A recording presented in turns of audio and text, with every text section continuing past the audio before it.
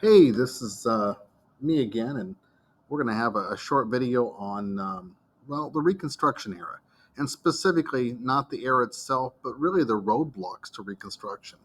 And just like everything else, this is a doodle note, so we like to make some really cool doodles when we can do it. And this creates a really cool opportunity to make some doodles that I think will stand off the page a little bit. And when I talk about roadblocks, I'm really talking about obstacles. Now, if you've watched other videos or you've learned anything about Reconstruction, you know that Reconstruction was the effort to try to rebuild our country. And that sounds like a pretty simple concept. People confuse rebuilding with the idea of putting up new buildings or repairing rooftops and things like that. Well, it was a much bigger process than that. And I mean bigger process because they really had to remake our entire society. And you probably don't know what I'm making here, but you're going to see in just a second here. This is where you're going to have to get a little creative. We're drawing some lines here. Look like they're nothing, I know. But I'm all about symbolism, and you got to have symbols to try to create memories and make an impression in your brain. Are you starting to get the idea now, what we got going on here? And we're going to add just a few of these bad boys here. Because if you've ever seen a roadblock,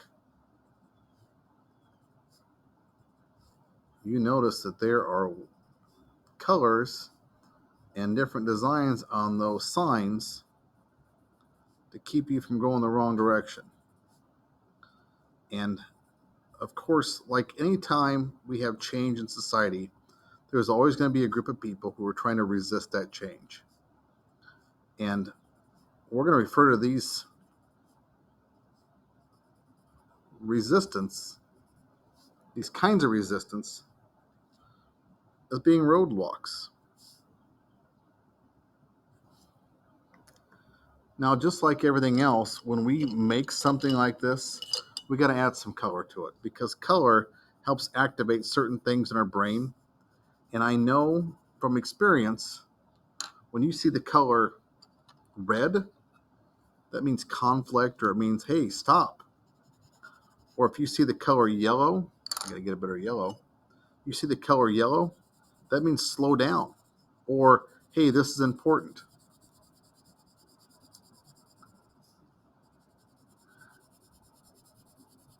And so color matters. So we're going to add some color to these signs. And you know what? We're going to add a little brown just for context so we know we're talking about a pathway. And the pathway is really the pathway to equality. Unfortunately, that pathway was blocked and hindered by people who did not want to share power. Because these roadblocks grew into concepts or ideas or actually practices that had a big impact on society at that point. So I want you to consider this. If you want to create roadblocks, why are you going to create those roadblocks? And the idea is really simple. It's about power. How do Southerners limit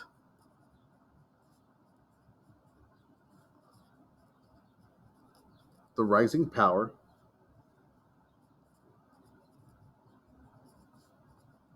of former slaves?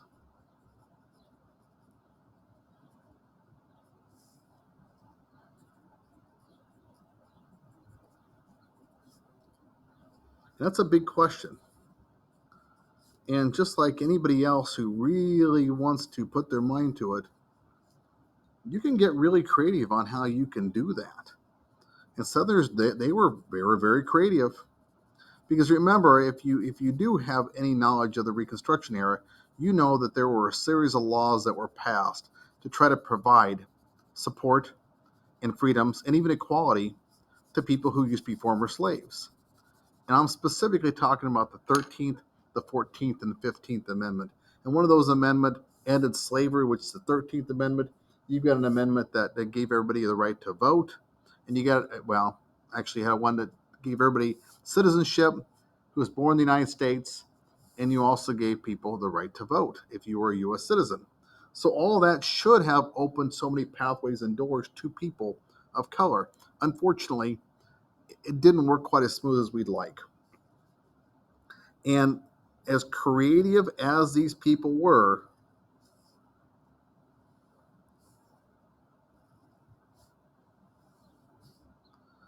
they really went beyond just creativity. They really made an effort to absolutely stop progress. And that progress specifically was to keep African Americans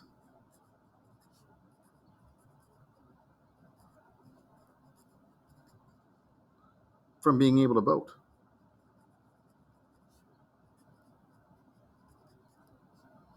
Now, if you look at this, I'm sure you recognize this shape. This is an octagon. And no, we're not going to wrestle in it or have a cage match. We're just using that symbolism because we know that a stop sign is intended to keep motion from happening. Otherwise, we'd have all kinds of car wrecks every single day. And actually, we do, especially when people from both sides don't stop. So now we've got a stop sign, we've got these roadblocks, and it would really help us to understand exactly what those roadblocks might have been. And so I'm going to give you a couple of them. There's really four of them we're going to talk about today. There's probably many, many more that could be thrown out there, but these are the big ones that people really recognize or remember. And one of the most fascinating ones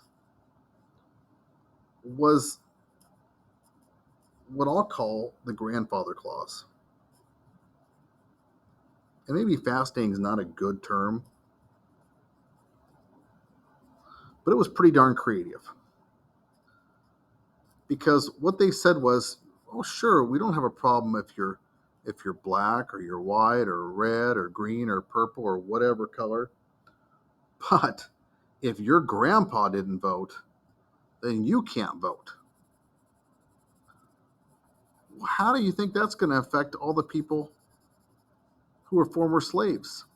None of their grandpas could have voted. It was guaranteeing that these people were going to be set up for failure. So we're going to go ahead and write this down. Laws that said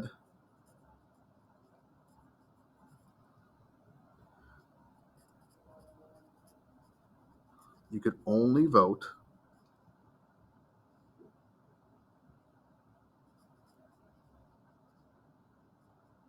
if your grandpa could vote.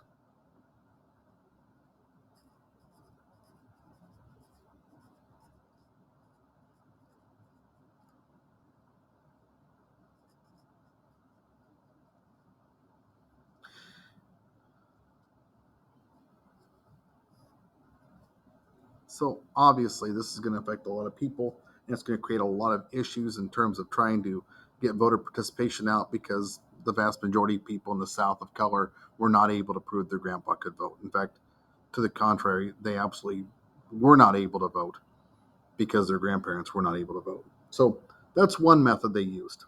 Another really creative, and use creative.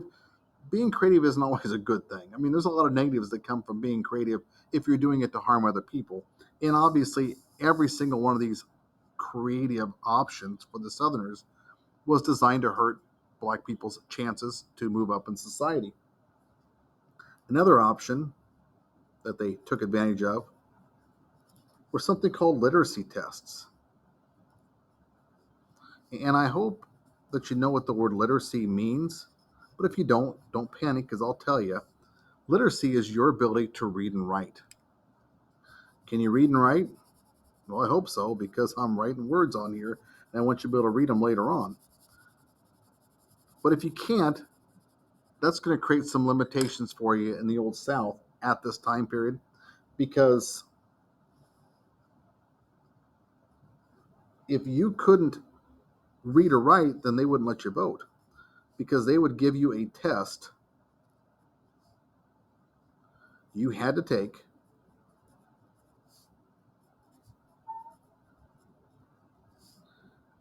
to prove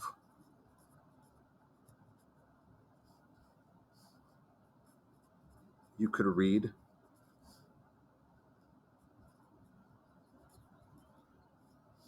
and write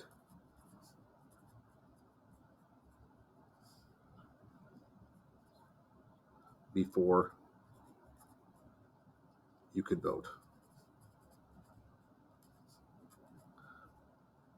And that was really setting people up for failure too, because there had been laws prior to the Civil War that said African Americans could not be taught to read or write, or you could go to jail for teaching them. So this was a quick way to guarantee. And oddly enough, a lot of white people in the South couldn't read or write either because they were uneducated.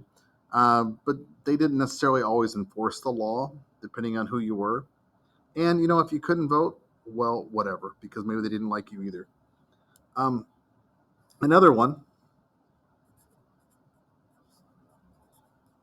it's called a poll tax. And just like any tax, we're talking about money. You had to pay money before you could vote.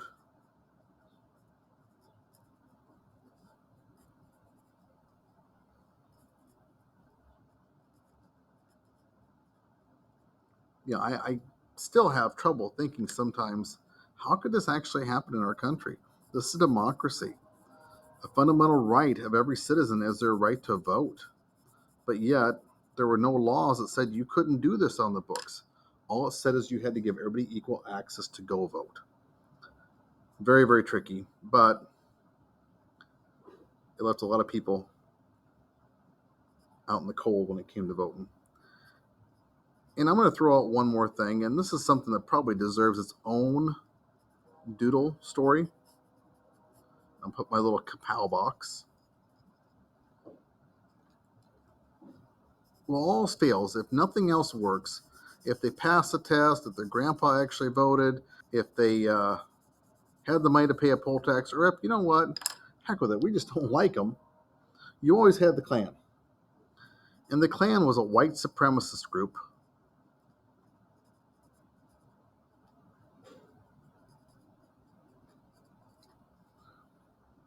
that was dedicated to hate,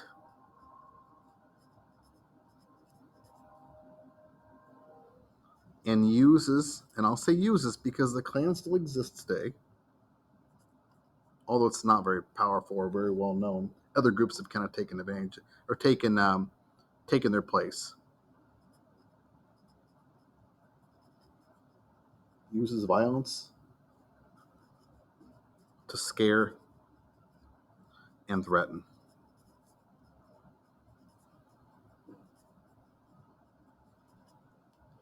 Now, I'm going to stop there because the real definition I had written down before was to scare and threaten people of color. But I got to be honest with you. The Klan expanded their portfolio to really hate anybody that wasn't white, Anglo-Saxon, Protestant. So you could be a Catholic or Jewish or whatever, and they didn't like you either. Now, granted, it took time for them to expand to those because there weren't a lot of Jewish people hanging around the South at that time point. Mainly, it was designed to scare and run off African Americans. But the Klan did expand their horizons, and boy, they were an equal opportunity hater. So that's it. That's my quick roadblock to Reconstruction. We talked about why these roadblocks came up, because they had to solve a problem that Southerners had at the time. They created literacy tests, grandfather clauses, poll tax, and of course, the good old fashioned hate terror tactic of scaring people to no longer be able to exercise their free rights to democracy and voting. So we got the Klan. All these combined are some of the roadblocks that were thrown up to keep people of color accessing what we later call the American dream. That's it. If you have any questions, try to send me an email or reach out, or hey, you know what? There's a whole Google-rific world out there you can tap into to try to explore some more information on some of these topics. That's it. Thanks.